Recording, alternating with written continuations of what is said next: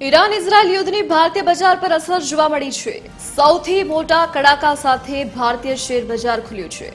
સેન્સેક્સમાં 2649 point તો Nifty 475 point તૂટ્યો છે। ભારતીય કરન્સી પર યુદ્ધની માઠી અસર જોવા મળી। ડોલરની તુલનામાં રૂપિયો 66 પૈસા તૂટ્યો। $1 92.15 પહોંચ્યો।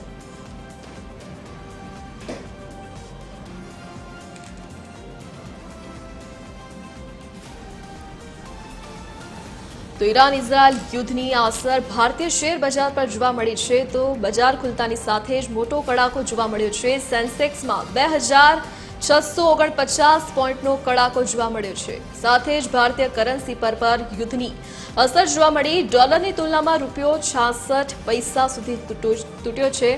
તો $1 92.15 સુધી પહોંચી ગયો।